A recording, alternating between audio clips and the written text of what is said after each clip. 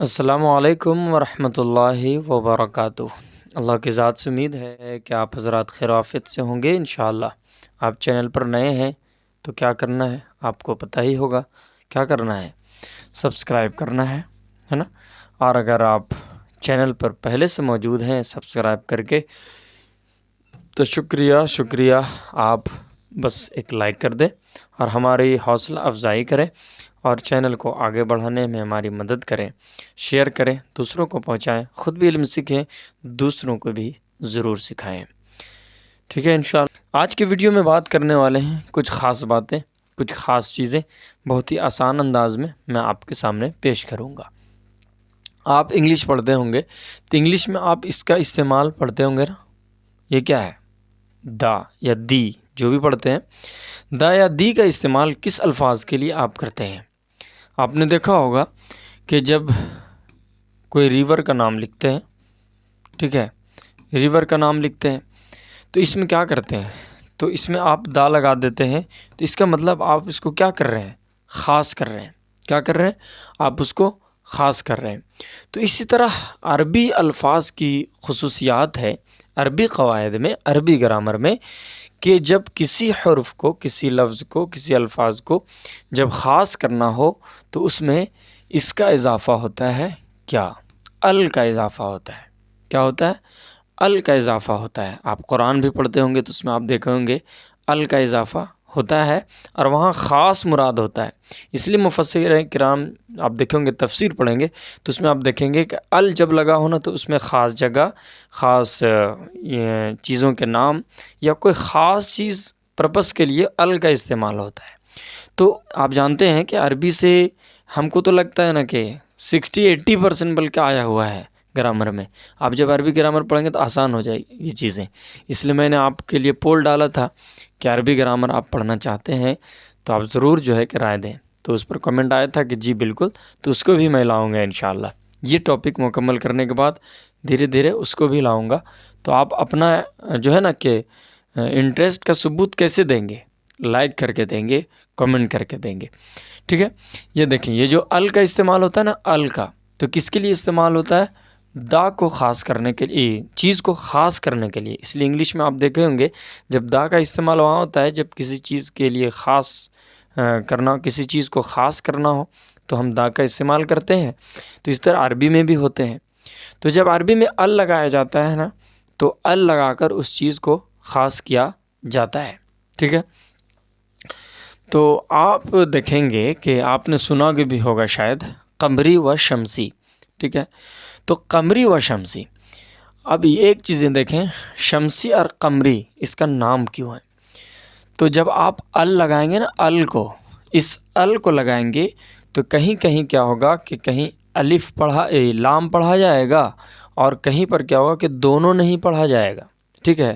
ال لکھائے گا لیکن لام کہیں پڑھا جائے گا اور کہیں دونوں نہیں پڑھا جائے گا۔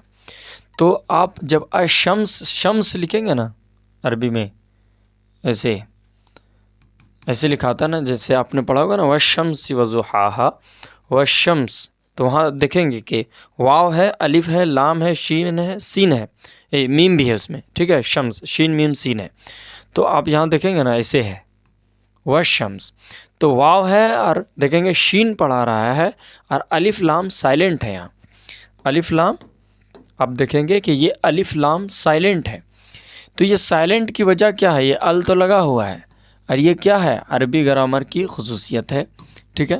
تو یہ جو شمس لگا ہے نا، شمس، تو قاعدہ یہی ہے کہ جب حروف الف لام حروف شمسی کے شروع میں ہو تو شمسی کے حروف آپ پڑھیں گے کہ شمسی حروف میں وہ بھی بتا دوں گا کہ کون کون ہے، لیکن زیادہ تر آپ جب پڑھیں گے نا خود تو خود آپ کو پتہ چلے گا کہ یہاں پر شمسی کے حروف میں سے آ رہے ہیں، یہاں الف لام پڑھائے گا یا پھر صرف لام پڑھا جائے گا، ٹھیک ہے۔ تو جب آپ وہ شمس لکھیں گے یا شمس لکھیں گے، ال لگائیں گے، تو اس میں الشمس میں آپ دیکھیں گے کہ یہ جو ہے نا شمس، اس میں الف لام دونوں نہیں پڑھا جاتا۔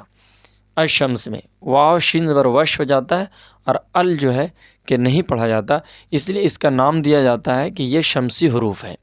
یعنی آپ دیکھیں گے الف لام جو ہے، یہ شین جو ہے نا، شین، یہ شین حروف شمسی میں سے ہے، اسی لیے الف لام کہا جاتا ہے جب الف لام حروف شمسی کے شروع میں آئے تو الف لام نہیں پڑھا جاتا، اس لیے یہاں پڑھا نہیں جا رہا ہے۔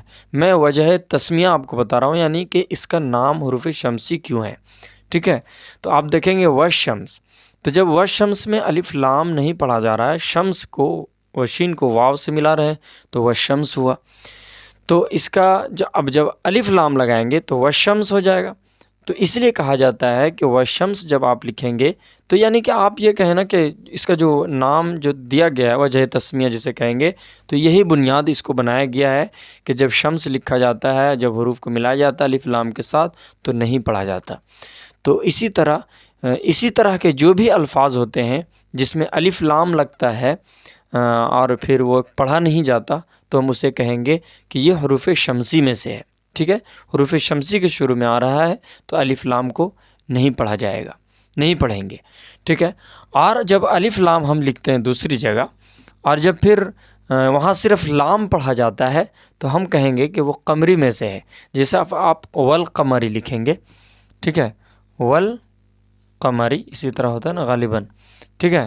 تو اس میں آپ دیکھیں گے نا والقمری میں واو کو لام میں ملایا جا رہا ہے تو الف صرف نہیں پڑھا جا رہا ہے اور لام کو پڑھ رہے ہیں، تو اس لیے ہم یہاں کہیں گے کہ والقمری میں ہم کہیں گے کہ یہ حروف قمری میں سے ہے، اس لیے الف کو پڑھ رہے ہیں، الف کو نہیں پڑھ رہے اور لام کو پڑھ رہے ہیں، ٹھیک ہے؟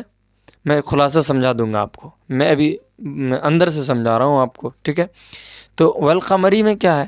قمری میں لام پڑھا جاتا ہے، ٹھیک ہے؟ قمری میں لام پڑھا جاتا ہے اور شمسی میں الف لام دونوں نہیں پڑھا جاتا، ٹھیک ہے؟ اس میں لام پڑھا جاتا ہے اور اس میں دونوں پڑھا نہیں جاتا، اس میں دونوں یعنی یہ دونوں جو ہے نا، یہ دونوں الف لام یہ دونوں نہیں پڑھا جاتا، ٹھیک ہے؟ تو اس میں اس کا نام حروف قمری ہے۔ تو حروف قمری کون کون ہیں؟ 14 ہیں اور حروف شمسی بھی 14 ہیں، ٹھیک ہے؟ تو 14 28 حروف ہوا، 28 حروف ہیں اور 29 الف اور حمزہ کو لیا جاتا ہے، ٹھیک ہے؟ تو آپ یہ دیکھیں کہ حروف قمری ہم وہاں کہیں گے جہاں لام پڑھا جائے گا، شمسی وہاں کہیں گے جہاں الف لام پڑھا نہیں جائے گا۔ تو چلیے اب اس کا خلاصہ سمجھ لیتے ہیں۔ میں نے آپ کو سمجھایا کہ الف لام جو لگتا ہے وہ حروف کو خاص کرنے کے لیے لگتا ہے، لیکن جب حروف کو خاص کیا جاتا ہے تو اس وقت الف لام لگانے کے بعد جب جس حرف میں لگایا جاتا ہے تو وہاں پر الف لام پڑھا نہیں جاتا، تو اسے ہم کہیں گے کہ حروف شمسی میں سے ہے، وہ آ رہا ہے اس لیے الف لام نہیں پڑھا جا رہا، اور حروف قمری وہاں کہیں گے جہاں لام پڑھا جائے گا اور الف پڑھا نہیں جائے گا۔